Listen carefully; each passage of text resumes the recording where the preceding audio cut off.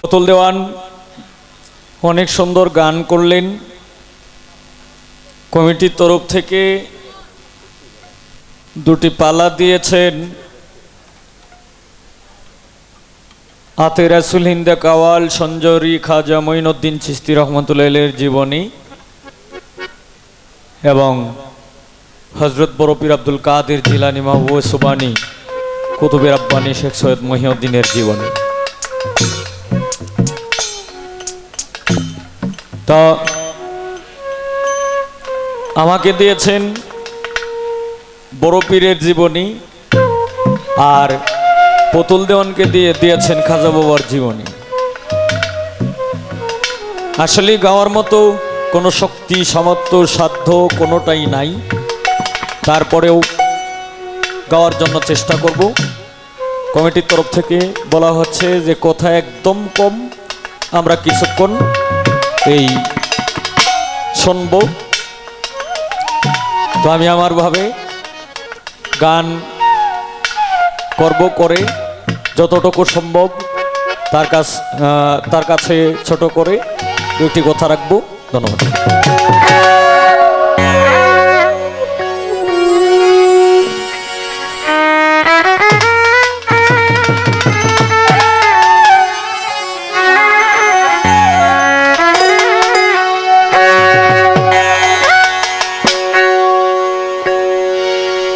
আয় বড় পীর আব্দুল কাদের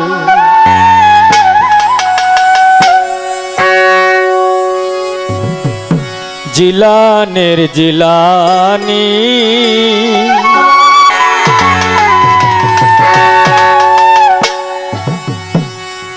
তোমারি নামের গুণে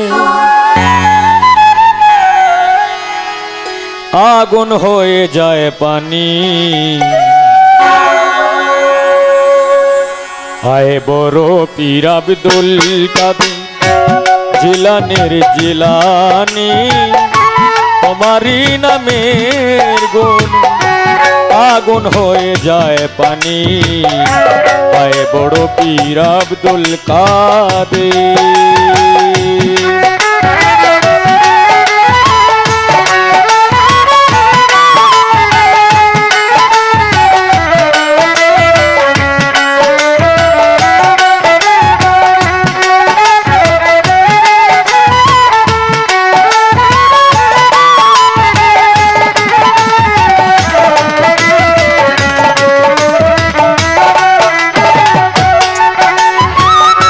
জন্ম তোমার জিলানিতে তরিকা হয় কাদরিয়া, আবু সালে মুসা জঙ্গি তোমারই হইলেন পিতা।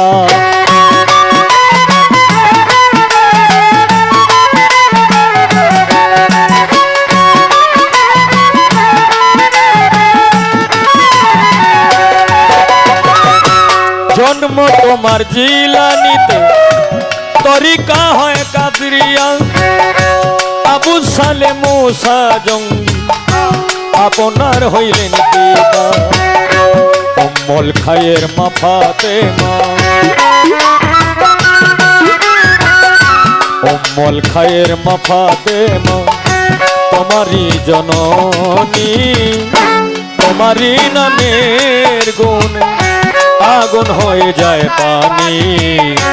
আয় বড় পীর আব্দুল কাদের জিলানের জিলানী, তোমারি নামের গুণ আগুন হয়ে যায় পানি।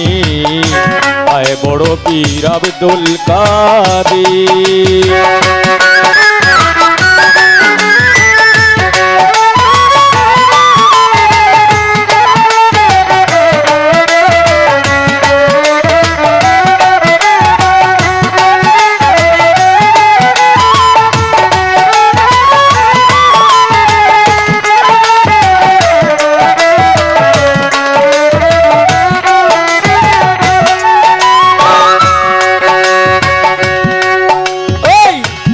জননী পড়তেন কোরআন, গর্বেতে রেখে সন্তান 18 সিফারা কোরআন মুখস্থ করিয়া যান।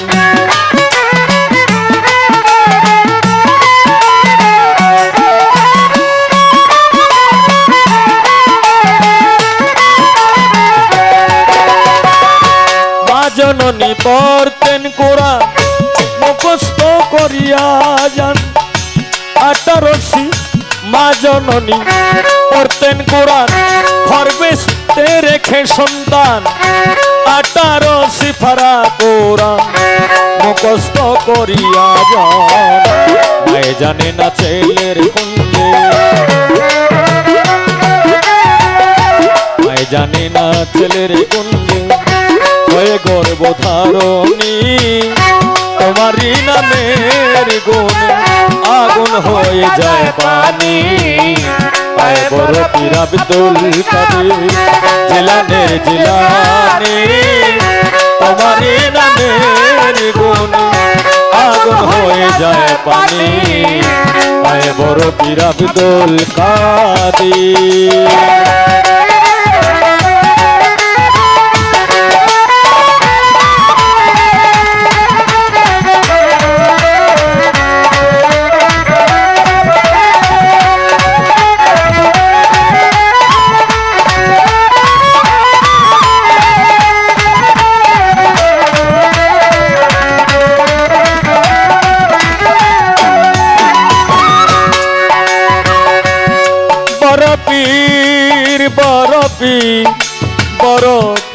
বরপি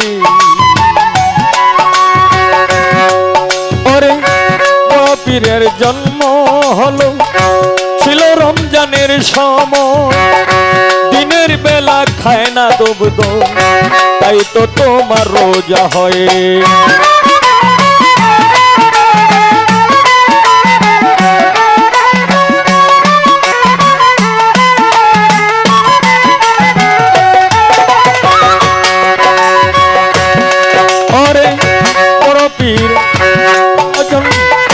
ছিল রমজানের সময় দিনের বেলা খাও না দুগ্ধ তাই তো তোমার রোজা হয়।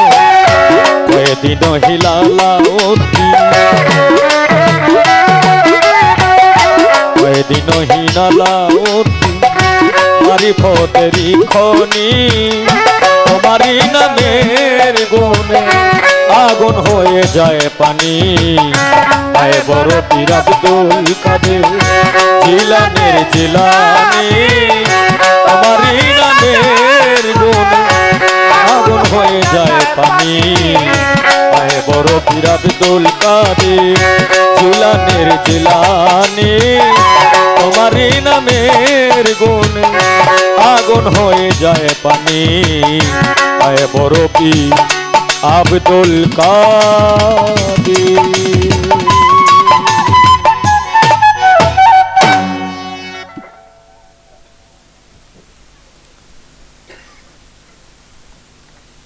তো আমি আমার ভাবে একটি পালার গান আমি করেছি, এখন ছোট করে আমি কিছু কথা আমি রাখবো। আমার এই গানে সন্তুষ্ট হয়ে আমার একজন ভাই অনেকগুলি টাকা দিয়ে বকশিশ করলেন, ধন্যবাদ। তো এখন আমার প্রশ্ন থাকবে, আতে রাসূল হিন্দে কাওয়াল সঞ্জরি খাজায়ে খাজাগান কুল্লে খাজাগান সুম্মায়ে আজমিরি হযরত খাজা মঈনুদ্দিন চিশতি রহমাতুল্লাহ আলাইহির জীবনের মধ্যে এখন জন্ম থেকে প্রশ্ন করলে অনেক এর আগে পিছনে অনেক কিছু বলা যায়, তবে আমি একদম ছোট করে একটা কথায় আমি জিজ্ঞাসা করব। হযরত আতে রাসূল হিন্দে কাওয়াল সঞ্জরি খাজা মঈনুদ্দিন চিশতি রহমাতুল্লাহ আলাইহি উনি যখন পৃথিবীতে পদার্পণ করলেন, পদার্পণ করার পর ওনার যিনি বাবা গিয়াসউদ্দিন সঞ্জরি, ওনার বাবা একটি গাইবী আওয়াজ শুনতে পেলেন। মানে গাইবী আওয়াজ শুনতে পেলেন এই খাজা বাবার জন্ম হওয়ার পরপরই। তখন চতুর্দিক খেয়াল করতেছে যে এই আওয়াজটা কে করলো, কোনো লোক নাই, কিন্তু আবার অনেকগুলি লোকেরই গাইবী আওয়াজ শোনা যায়। আমি একটু জানতে চাই এই গাইবী আওয়াজটা কি শুনছিল, মানে কি। এরপরে গিয়াসউদ্দিন সঞ্জুরি ওনার সঙ্গেও এই গাইবী আওয়াজের মধ্যে দুইটি কথা হয়েছিল। আমি একটু জানতে চাই দুইটি কথা কি, এর মধ্যে গাইবী আওয়াজটা কি হয়েছিল।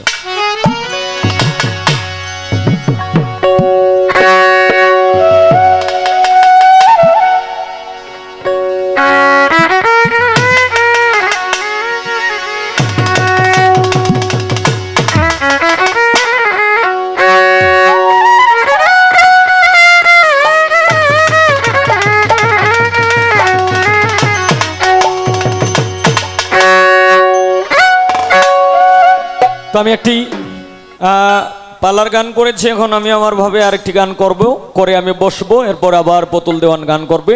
ধন্যবাদ।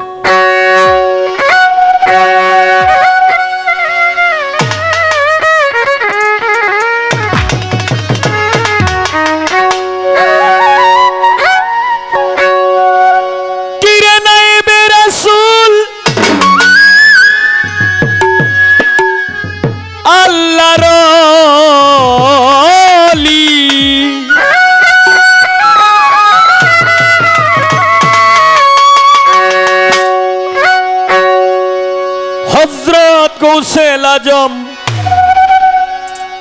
দয়াল বাবা তুমি,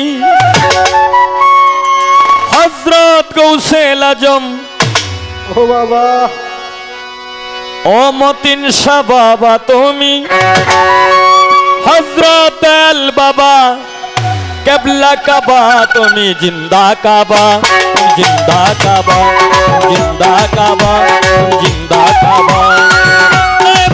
রাসূল আল্লাহর ওলি, রাসূল আল্লাহর ওলি, হযরত দয়াল বাবা, হযরত গৌসেল আজম বড় পীর বাবা তুমি, হযরত দয়াল বাবা খাজা বাবা তুমি, হযরত দয়াল বাবা মতিন শাহ বাবা তুমি, হযরত দয়াল বাবা, হযরত দয়াল বাবা শাহজালাল বাবা তুমি, হযরত দয়াল বাবা শাহ পুরান বাবা তুমি, হযরত দয়াল বাবা শাহ সুলতান বাবা তুমি, হযরত দয়াল বাবা ভান্ডারি বাবা, জিন্দা কাবা তুমি, জিন্দা কাবা তুমি, জিন্দা কাবা তুমি, জিন্দা কাবা।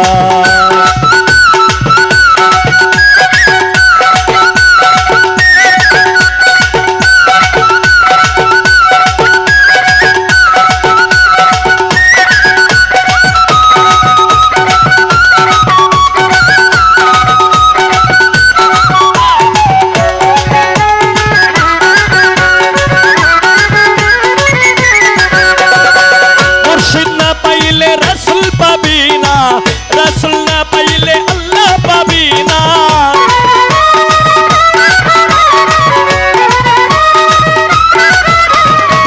মুর্শিদ না পাইলে রাসূল পাবি না, রাসূল না পাইলে আল্লাহ পাবি না, মুর্শিদের রূপ করিয়া আয় না, মুর্শিদের রূপ করিয়া আয় না, বড় পীরের রূপ করিয়া আয় না, খাজা বাবার রূপ করিয়া আয় না, নিজকে নিজে তুমি দেখিতে পাইবা, জিন্দা কাবা জিন্দা কাবা তুমি, জিন্দা কাবা তুমি, জিন্দা কাবা।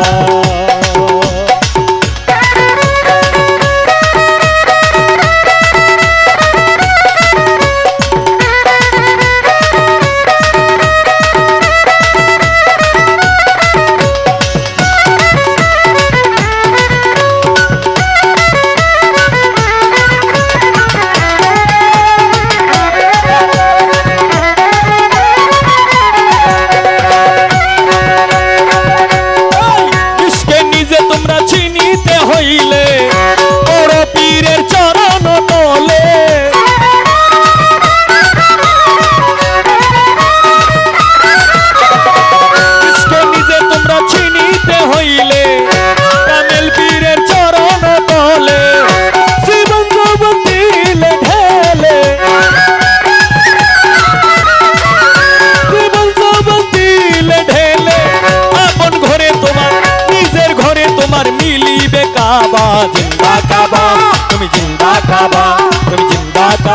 তুমি জিন্দা কাবা।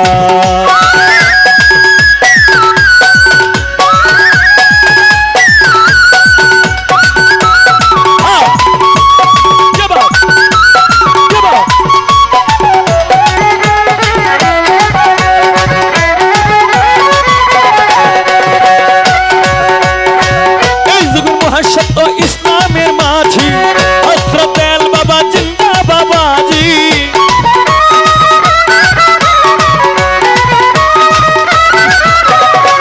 এই যুগ মহাসত্য ইসলামের মাঝি হযরত বড় পীর জিন্দা বাবাজি। গোলাপ মাওলা রে ইয়ারাজি, গোলাপ মাওলা রে ইয়ারাজি। দয়া করে তুমি দয়ানি করবা। জিন্দা কাবা জিন্দা কাবা জিন্দা কাবা তুমি জিন্দা কাবা। এবে রাসূল আল্লাহর ওলি,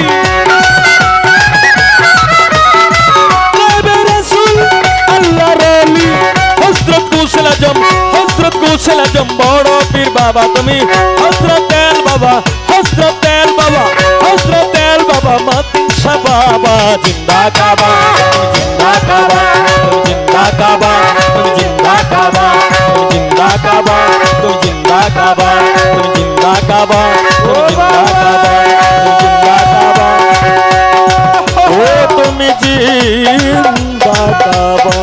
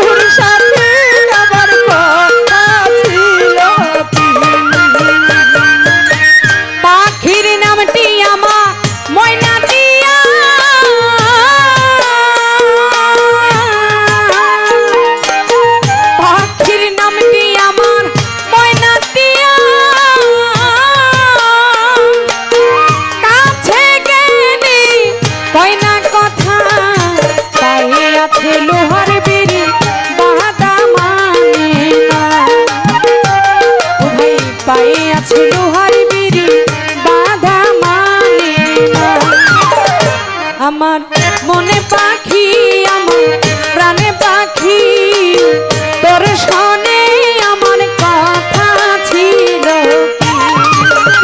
আমার মনে পাখি আমার প্রাণে পাখি তোর শোনে আমার কথা ছিল কি, তোর শোনে আমার কথা ছিল কি, তোর শোনে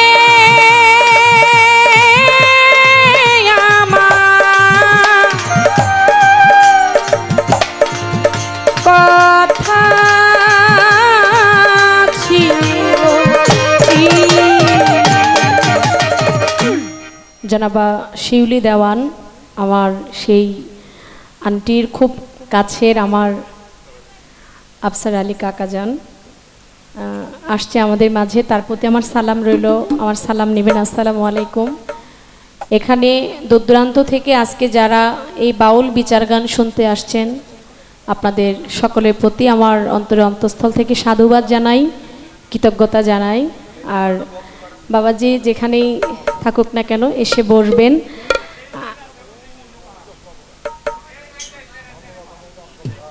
আচ্ছা আচ্ছা ঠিক আছে। কেন আমি আন্টির কাছ থেকে আপনার পরিচয়টা পেয়েছি। আন্টি আমাকে ফোন দিয়েছে যে মা ওইখানে আমার বাবাজি যাবে, তুমি একটু তাকে স্মরণ করো। আমাদের কর্তৃপক্ষ থেকে ধন্যবাদ। দুটি সুন্দর পালা আমাদেরকে বন্টন করে দিয়েছেন। ইতিমাধ্যমে পালার কথা, পালার গান কে কোন পালায় গাইবে সেটা আপনারা জেনেছেন। আজকে আমার যিনি প্রতিপক্ষ বাংলাদেশের সুনামধন্য গায়ক হবিল সরকার সাহেব, তাকে দিয়েছেন পিরানিপি দস্তগীর বড় পীর আব্দুল কাদের জিলানী, মাহবুবে সুবানি, কুতুবে রাব্বানি, শেখ মহিউদ্দিন গাউসে সামদানি, আব্দুল কাদের জিলানী। সেই বড় পীরের জীবন বৃত্তান্ত আলাপ আলোচনা তিনি করবেন। আমাকে দেওয়া হয়েছে যিনি হচ্ছে হিন্দের অলি, যিনি গরিবের নওয়াজ, গরিবের বন্ধু, হজরতে খাজা মঈনুদ্দিন চিশতি সঞ্জরি শেখ খাজা বাবার সম্মান জীবনী সম্পর্কে আলাপ আলোচনা আমি করব। তো হবিল সরকার সাহেবের সাথে যদিও আমি এই জায়গায় ভাইয়ের সাথে নতুন, মানে এই জায়গায় ভাইয়ের সাথে নতুন, আচ্ছা আচ্ছা, কিন্তু এই জায়গা ছাড়া বাংলাদেশের আরো বহু জায়গায় আমাদের দুজনের দেখা সাক্ষাৎ হয়েছে। কতবার যে দেখা হয়েছে সেটা হিসাব ছাড়া, হ্যাঁ ওইটার হিসাব করে বলা যাবে না, ক্যালকুলেটর দিয়ে হবে না। কারণ 1 বছর 2 বছর গান গাইলে একটা কথা ছিল। হবিল সরকারের সাথে গান গাওয়া, পালা করা আমার মনে হয় 13-14 বছর তো ম্যাক্সিমাম হবে।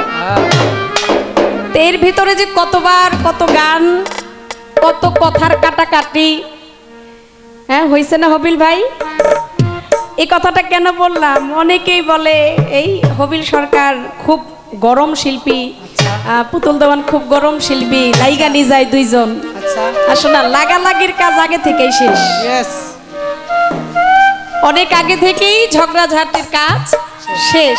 এখন আর সেভাবে গান করি না, কারণ ঝগড়া করলে, কথা নিয়ে কাটাকাটি করলে সেখানে মানুষ কখনো সন্তুষ্ট থাকে না, থাকে না। আমাদের শিল্পীদের ভিতরে যদি প্রেম না থাকে তাহলে আমরা মানুষকে দিব কি, আরে মানুষ পাবে কি?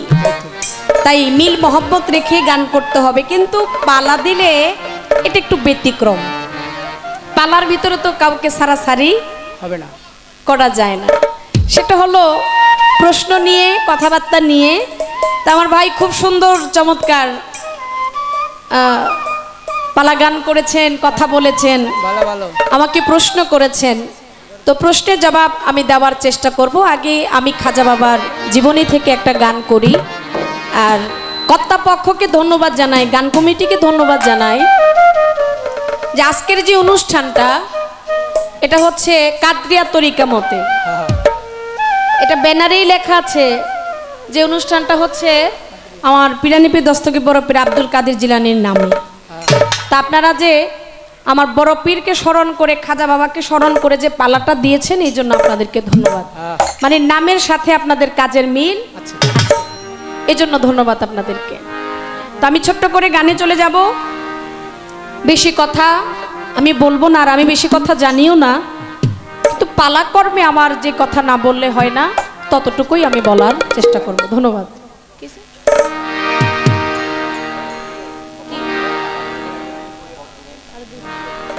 হ্যালো বক্স এইদিকে থাকুক ভাইয়া, আগের মতোই দেন।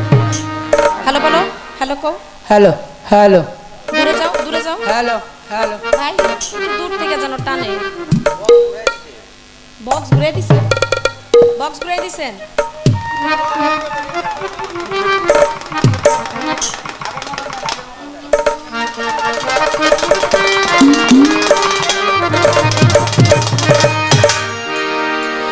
আমার অন্ধকারে দয়াল খাজা,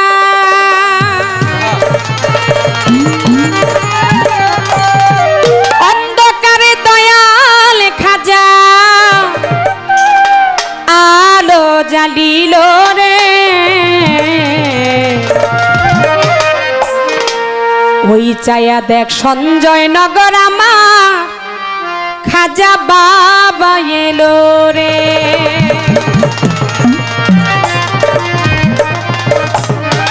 অন্ধকারে দয়াল খাজা, অন্ধকারে দয়াল খাজা আলো জ্বালিল রে, ওই চায়া দেখ সঞ্জয় নগর খাজা বাবা এলো রে, ওই চায়া দেখ সঞ্জয় নগর আমার খাজা বাবা এলো রে।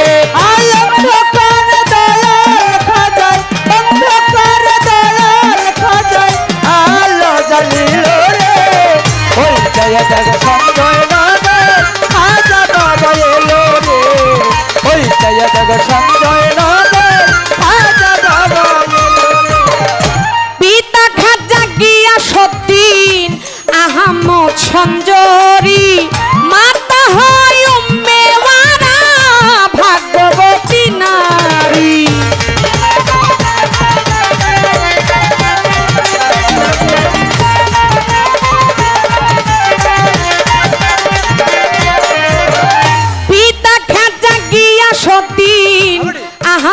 সঞ্জরি মাতা হয় উম্মে মারা ভাগ্যবতী নারী হাসান হোসেনের বংশে হাসান হোসেনের বংশে খাজাই জন্ম নিল রে ওই চায়া দেখ সঞ্জয় নগর খাজা বাবা এলো রে ওই চায়া দেখ সঞ্জয় নগর আমার খাজা বাবা এলো রে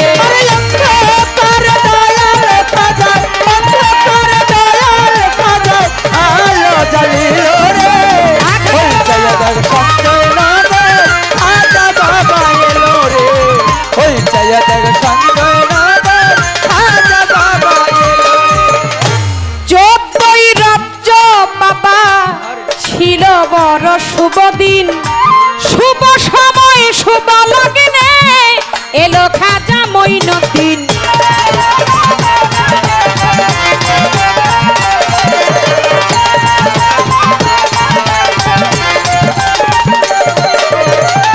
চোদ্দই রাজ্য ছিল বড় শুভ দিন শুভ লগ্নে শুভ সময় এলো খাজা মঈনুদ্দিন চন্দ্র সূর্য গ্রহ তারা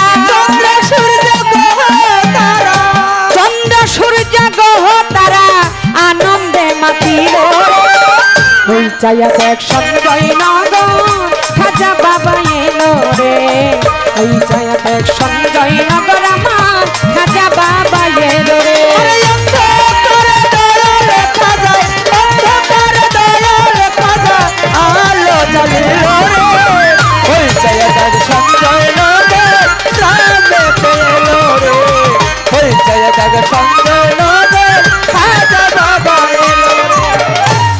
গায়ে সামা পীর পয়গাম্বর সাধু অলি যতজন জান্নাত হতে খুশবু ছিটায় ফাতেমারি নন্দ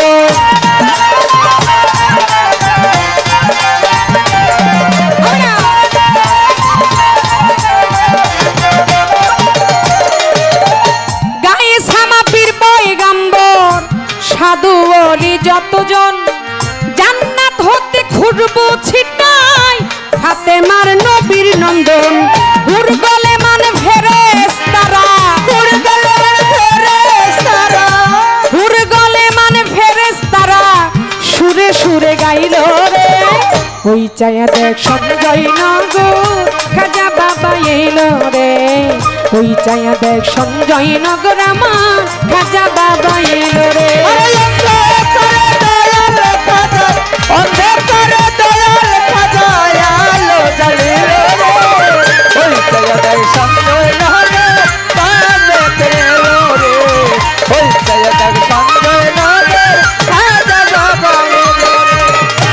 ছিল আদার হলো যেন নূরে বাবা ঝলমল খেলিয়া ধুলিয়া পরে ধরণীর এই ধরাতল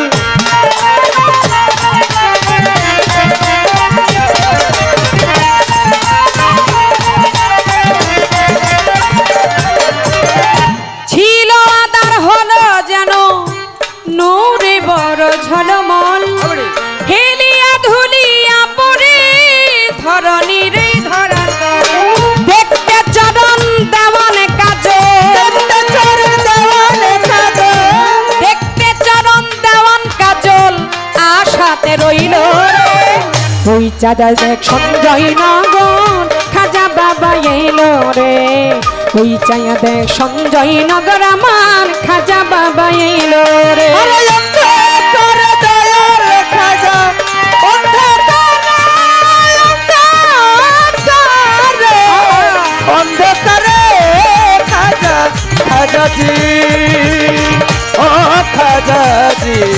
খাজাজি আরে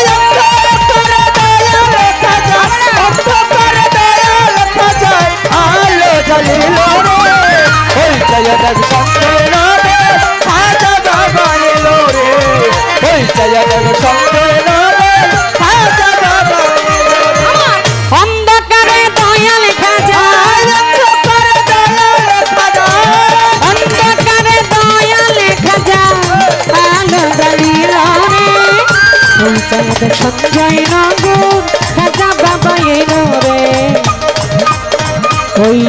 দেখে সঞ্জয় নগর আমার খাজা বাবা এলো রে ও প্রেমের বাজার বুঝি হইয়া যাই প্রেমের বাজার বুঝি হইয়া যাই প্রেম বাজারে আই রে তোরা আয় ওরে মতিন সাথে তোরে বারেতে আয় ও প্রেমের বাজার বুঝি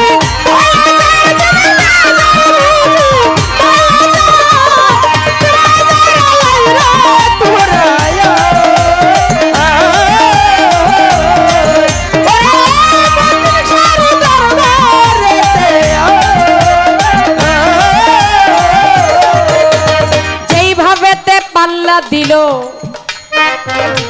বাবা পাল্লা মন্দ না আমি পাল্লা নিয়ে আসরেতে করব বর্ণনা যেইভাবেতে পাল্লা দিল পাল্লা মন্দ না পাল্লা নিয়ে সবার মাঝে করব বর্ণনা আমার মাঝে কথা রাখে কথা ভুলি নাই ধীরে ধীরে তাহার কথার জবাব দিতে চাই খাজায়ার বড় পীর লাইগা গেছে পাল্লা বসিয়া বসিয়া সবাই করবেন আল্লাহ আল্লাহ খাজায়ার বড় পীর আর খাজা খাজায়ার বড় পীর শুরু হইছে পাল্লা বসিয়া বসিয়া সবাই করবেন আল্লাহ আল্লাহ এইভাবে আপনারা থাকিলে নীরব নীরব থাকলে মনের কথা বলা হবে সব আর যদি পাল্লা গানে বাউল গানে বিচার গানে কথাবার্তা হয় ওঠা বসা হয় উঠা বসা করলে কি আর গানে মজা রয় যাক যাক আর বেশি বইলা কোনো কার্য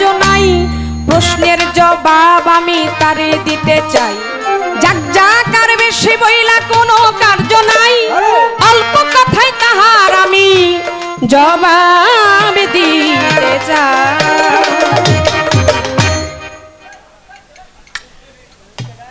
অল্প কথায় জবাব দেব বেশি কথা বাড়াবো না আর বলবো আর কি এদিকে চাই আর নিজে নিজে মনে মনে একটু ভয় পাই হ্যাঁ তাই তো এখন তো বাউল গানে ক্যামেরা খুব কম থাকে আর আমি বিশেষ করে আমার যারা পরিচিত আমি তাদেরকে ছাড়া আমি অন্যান্য ইউটিউব ক্যামেরা এখন আমি করতে দেই না কেন দেই না আপনারা তো জানেন বাংলাদেশ এখন কোন অবস্থানে আছে আমাদের বাউলদের উপরে কি জুলুম অত্যাচার হচ্ছে সেটা আপনারা সবাই অবগত আছেন যার কারণে কিছু ইউটিউব চ্যানেলের লোক আমি আপনাদেরকে বলি না দাদা মানে কিছু কিছু মানুষ আছে নিজের ভালোটা দেখতে গিয়ে নিজের দুই পয়সা কিভাবে কামাবে ওই দিকে খেয়াল করতে যায়া একটা শিল্পীর অবস্থাটা কি হবে সেদিকে তারা আর খেয়াল করে না যদি করত মহারাজ আবুল সরকারের যেই পেজটা লাগছে যেই চ্যানেল থেকে লাগছে যেই পেজ থেকে লাগছে ওই মানুষটা অন্তত পক্ষে মানুষের ধারে গিয়ে বলতো যে আসলে উনি কথাটা এইভাবে বলে নাই কথাটা আমি কাটসির করতে যায়া আমি ছোট করতে গিয়ে আমি কথার ফিনিশিং দিতে পারি নাই যার কারণে আজকে সমস্ত বাংলার মানুষ আজকে আবুল সরকারের একটা কথা নিয়েই তার আজকে দ্বিধাদ্বন্দ্বের ভিতরে আছে কিন্তু যারা এই পালাটা শুনছে তারা একদম প্রথম থেকে লাস্ট পর্যন্ত যারা শুনছে আর যারা জীব পরম এই পালার অবগত আছে তারাই একমাত্র জানে বুঝে আসলে উনি কোন যুক্তিতে এই কথাটা বলেছেন ও বাজান আমরা হইলাম আল্লাহর সৃষ্টি আল্লাহ হইল আমাদের স্রষ্টা আল্লাহ হইল একা একেশ্বর যেই আল্লাহ এখনই চাইলে এই দুনিয়াটা উল্টায় দিতে পারে না পারে তাহলে সেই আল্লাহকে নিয়ে আমরা কটূক্তি করব এরকম সাহস কি আমাদের আছে নাকি আর মহারাজ আবুল সরকার মানুষকে এত ভালো কিছু বুঝায় আর তিনি এই কাজটা করবে অন্তত পক্ষে এটা আমি বাউল হয়ে মানতে পারি না আমাদের হক আল্লাহ আছে তাকে মানতে হবে তাকে নিয়ে আমরা কটূক্তি করব আসলে এটা কথা বলতে গেলে উনি এমন একটা লাইনে বলেছেন, কিন্তু ওই লাইনটা উনি বলছে ভালোর দিক, কিন্তু সেটা হয়ে গেছে খারাপ দিক, কিন্তু সেটা আমরা ওইভাবে উপস্থাপনা মানুষের কাছে করিয়েছি, এটা আমাদের দোষ। আরে এই জন্য এখন অনেক জায়গায় এই ক্যামেরা দেওয়া হয় না। তো আপনারা দাদা ভাই যারাই আমাদের এই পালা ভিডিও করছেন, ধারণ করছেন, আমার কথা হচ্ছে যে কাটটা সিরার দরকার নাই, যেভাবে আসবে আপনারা ওইভাবেই দিবেন। দিয়ে দিবেন। এইবার আমি আমার হবিল ভাইয়ের কথাই যেতে চাই। খাজা বাবার জীবনী থেকে কথা শুনতে পাই। কি কথা? খাজা বাবার জন্ম নেওয়ার পর একটি গাইবী আওয়াজ পাওয়া যায়, শোনা যায়। কে শুনছে? সেটা আমার খাজা বাবার পিতা যিনি, বাবা যিনি গিয়াসউদ্দিন আহমদ সঞ্জরি, তিনি শুনেছেন। এখন তার কথা হইল এই গাইবী আওয়াজে খাজা বাবার পিতাকে, খাজা বাবার বাবাকে কি বলা হয়েছিল, গাইবী আওয়াজের মধ্যে আসলে মূল বিষয়টা কি, তারা কি কথা বলেছিলেন। এই জন্য আমার গানটা ধরা। আমার খাজা বাবার জন্ম লগ্ন নিয়ে আমি শোনাই আইলাম ভাই। এইখানেতে আমার খাজা বাবা জন্ম নিল সঞ্জয় নগরে, জীবনীতে তাই পাই। খাজা বাবা জন্ম নিয়েছে সঞ্জয় নগর, চিস্তান শহরে আমার খাজা বাবার জন্ম। কিন্তু খাজা বাবার বর্তমান স্থানটা হচ্ছে ভারতবর্ষে, সেটা হলো রাজস্থান, যেটাকে বলা হয় আজমির শরীফ। জন্ম নিল কোথায়? আরব দেশে। আর তিনি এখন বর্তমানে আছে কোথায়? তার রওজাটা হলো ভারতবর্ষে।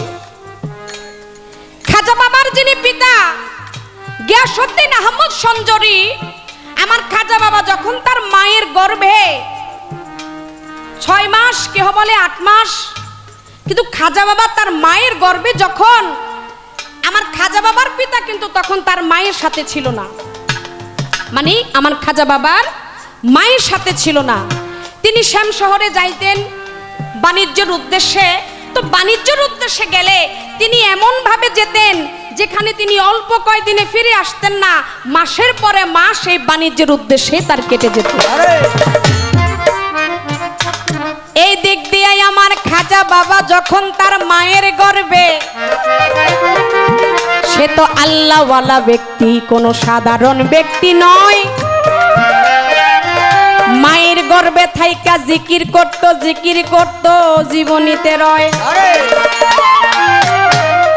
এই দিক দিয়া গ্রাম লোকে আমার খাজা বাবার মায়ের ঘর থেকে যেই আওয়াজ আসে, তারা একে অন্যে কত আলোচনা করে, বলে উম্মুল আওয়ারার ঘরের ভিতরে কোন এমন বেগানা পুরুষ থাকে যেই ঘর থেকে আলাদা শব্দ শোনা যায়। আলাদা কোনো পুরুষ ছিল না, বাবা জীবনীতে পাই। সেইখানে আমার খাজা বাবা তার মায়ের গর্ভে জিকির করে, এইটা জীবনীতে পাই। কিন্তু গ্রাম লোকেরা তো জানে না খাজা বাবা যে তার মায়ের গর্ভের থেকেই যে জিকির করতেছে, আর ওই জিকিরের ধ্বনি গ্রামবাসী শুনে তারা মন্তব্য করে গিয়াসউদ্দিন আহমদ সঞ্জরি সেই ঘরের ভিতরে নাই, তার স্ত্রী পরপুরুষের সাথে রাত কাটায়, যার জন্যই ওই ঘর থেকে শব্দ শোনা যায়। এইটার প্রমাণ দিল আমার খাজা বাবা দুনিয়াতে এসে। ওই দিন আমার খাজা বাবার জবান থেকে জিকিরের ধ্বনি ওই গ্রামবাসী লোকেরা শুনতে পেয়ে বিশ্বাস করেছে।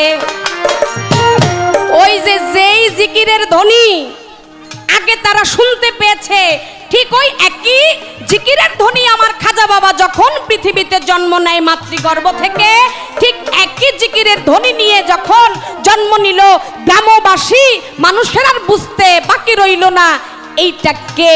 আসলে কি খাজা বাবার মায়ের সাথে অন্য কোনো লোকের কোনো সম্পর্ক ছিল কিনা। সেই দিন গ্রামবাসী বুঝতে পেরেছে, আরে এই শব্দ তো ওই শব্দ। তাহলে বোঝা গেল যেদিন তারা জেনেছে, বুঝতে পেরেছে যে উম্মুল আওয়ারার ঘরে যে সন্তান আসছে সেই সন্তান কোনো সাধারণ সন্তান নয়। এদিক দিয়া শ্যাম শহরে গিয়াসউদ্দিন আহমদ সঞ্জরি বাণিজ্যের উদ্দেশ্যে থাকে। সেই দিন গাইবী ভাবে ফেরেশতারা গিয়াসউদ্দিন আহমদ সঞ্জরিকে একটু ইশারা দিয়ে বলে, গাইবী যে শব্দ ফেরেশতাদের মাধ্যমে জানান দেয় গিয়াসউদ্দিন আহমদ সঞ্জরিকে যে তুমি আর বাণিজ্যের উদ্দেশ্যে এখানে থেকো না, তুমি চলে যাও সঞ্জনগর, তোমার বাড়িতে তুমি গিয়ে দেখো ওইখানে পৃথিবীতে এমন একজন আল্লাহর ওলি আসছে যার নাম হচ্ছে শেখ মহিউদ্দিন।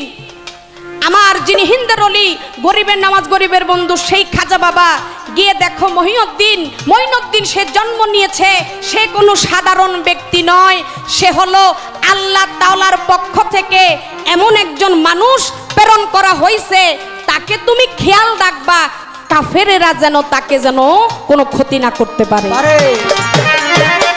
ফেরেশতা থেকে গাইবী এলাম আসে গিয়াসউদ্দিন আহমদ সঞ্জরির কাছে। এবার দৌড়িয়ে চলে গেল ওই সঞ্জরনগর, আমার খাজা বাবার পিতা এটা জীবনীতে আছে। এই যে জীবনী মোতাবেক আমি আপনাকে বললাম, পিতা ছিল কোথায়? শাম শহরে বাণিজ্যের উদ্দেশ্যে।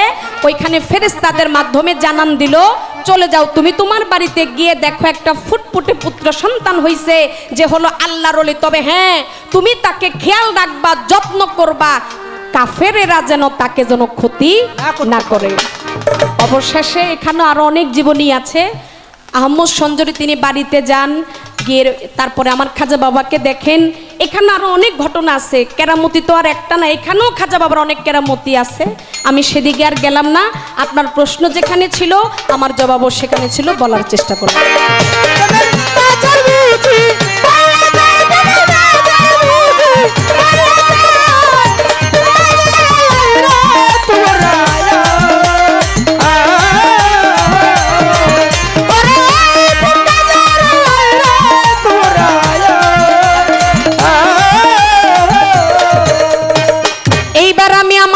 পীরের জীবনী ধরে শুধু একটা প্রশ্ন করব, আমি আশা রাখি দলিল অনুসারে জবাব পাবো। আচ্ছা, ভালো ভালো। আমি জন্ম থেকে প্রশ্ন করব না, আমি একটু আগাইয়া প্রশ্ন করব, কি বলেন আপনারা? কারণ জন্ম লগ্নের কথা, যেমন এই খাজা বাবার পিতার নাম কি, মাতার নাম কি, উনি কোথায় জন্ম নিছে, জন্ম নেওয়ার সাথে সাথে কি হয়েছে, খাজা বাবা জন্ম নেওয়ার সময় কোন জিকির করছে, পৃথিবী থেকে যাওয়ার সময় কোন জিকির নিয়ে আবার পৃথিবী থেকে গেছে, খাজা বাবার হাতে কি লেখা ছিল, কপালে কি লেখা ছিল, এই যে আলাপগুলা, এগুলো হচ্ছে প্রথম স্তরের আলাপ। ঠিক তেমনি ভাবে বড় পীর জন্ম নিয়েছে, রোজা রেখেছে, বড় পীর মাতৃগর্ভ থেকে উনি তার মায়ের ইজ্জত রক্ষা করছে, এই যে আলাপগুলা, এগুলো হচ্ছে প্রথম সিঁড়ির আলাপ। তো এই জন্য আমি জন্ম লগ্ন থেকে প্রশ্ন না করে আমি একটু আগায়া করি, কারণ আমি চাইলে করতে পারতাম। উনি যে গানটা গাইছে, এই গানটার ভিতরে মোটামুটি না হইলেও 5-6টা প্রশ্ন আছে, কিন্তু আমি সেই প্রশ্ন করলে আমি মনে করি এই যে কথাগুলো, এগুলো আপনারা সবাই জানেন। আর দোহার নবাবগঞ্জের মানুষরা, আমি এটা বিশ্বাস করি, এরা পালা গান শুনতে শুনতে, গান শুনতে শুনতে কয়েকটা জীবনী, কয়েকটা কেরামতি, কয়েকটা হাদিস দলিল এরা নিজেরাই জানে। তাই আমি একটু আগাইয়া করি। পিরানেপি দস্তগীর বড় পীর আব্দুল কাদের জিলানী, উনি একদিন তার ভক্ত বিন্দুদেরকে নিয়ে রাস্তা দিয়ে হাঁটে। একটু মন দিয়ে সবাই শুনবেন। বড় পীর একদিন রাস্তা দিয়ে হাঁটে, হাঁটতে হাঁটতে বড় পীর আর ভক্তরা লক্ষ্য করে দেখে সামনে একটা বাঘ দাঁড়ানো। আরে এখন আমার বড় পীরের সাথে যে ভক্তরা সঙ্গীরা তারা ওই বাঘকে হত্যা করার জন্য মানে প্রস্তুতি নিল। কি বাবা, বাঘ দেখা কি বাঘের সামনে কেউ যায়? না না ডরে বাঘের মারার জন্যই তো প্রস্তুতি নেয় নাকি? হ্যাঁ কারণ বাঘ হইলো এমন একটা প্রাণী, এটা সামনে যেটা পাইবো এটারেই খেয়ে ফেলবে। খেয়ে ফেলবো, সাইজ করে লাইবো। এখন ভক্তরা যখন ওই বাঘটারে যখন মারার জন্য যখন প্রস্তুতি নিল, আমার বড় পীর বলে, এই থামো, তোমরা কেউ বাঘের গায়ে হাত দিতে পারবে না, দেখি বাঘ কি করে। কে বলে? বড় পীর বলে, দেখি বাঘ কি করে। আমার বড় পীর চুপ করিয়া রাস্তার মাঝে দাঁড়াইয়া রইল, দেখে ওই বাঘ ছুটি ছুটি পায়ে আমার বড় পীরের সামনে দাঁড়াইয়া রইল। একটু দূর থেকে বড় পীরের সামনে আসে, আইসা আমার বড় পীরের চেহারা মোবারকের দিকে তাকায়া ওই বাঘ কি করলো, তার যে জিহ্বা, এই জিহ্বা দিয়া আমার বড় পীরের যে জুতা, যে খরম, এই খরম সে চাটে। আরে কে? বাঘে। বড় পীরের পায়ের ভিতরে যে খরম ছিল, যে জুতা ছিল, এই জুতা বাঘে জিবলা দিয়া চাটে। চাটতে চাটতে কিছুক্ষণ পরে লক্ষ্য করে দেখে ওই বাঘ ওই জায়গার ভিতরেই মারা গেলেন। মারা গেল। আরে যেই ভক্তরা আগে বাঘরে মারতে চাইছে, এখন এই ভক্তদের এই বাঘ দেখা মায়া লেগে গেছে। বলে আরে এমন কি এটা দেখলাম, যেই বাঘ আমাদেরকে আক্রমণ করতে চাইছে সেই বাঘ আমার পীরানেপি দস্তগীর বড় পীর আব্দুল কাদের জিলানীর চরণ মোবারকের জুতা চেটে চেটে খাইলো, আর সেই বাঘ মারা গেল। আমার বড় পীরের কাছে বলে, হুজুর আপনি তো কত মরা জিন্দা করতে পারেন, আরে আপনার সেই ক্ষমতা আছে, আল্লাহ আপনাকে সেই ক্ষমতা দিয়েছে। ও বড় পীর, আপনি কি পারেন না এই বাঘটাকে জিন্দা করে দিতে? আরে বলে না, আমি এই বাঘকে জিন্দা করব না, এই বাঘ হলো ওই বাঘ। আরে কি বলছে? আমি এই বাঘকে আমি জিন্দা করতে পারবো না, এই বাঘ হইল ওই বাঘ। আমি একটু জানতে চাই, এই যে কইলো এই বাঘ হইল ওই বাঘ, এই হাকিকতটা কি? আরে এখানে বিশাল বড় একটা হাকিকত আছে। এই হাকিকতটাই শুধু আপনি বলবেন, কেন সেই দিন আমার বড় পীর ওই বাঘকে জিন্দা করলো না? কারণ আমার বড় পীরের সেই ক্ষমতা আছে বাঘকে জিন্দা করার, কিন্তু বড় পীর বলছে না, আমি এই বাঘকে জিন্দা করব না, এই বাঘ হলো ওই বাঘ। এই একটা কথাই আপনার কাছে আছে।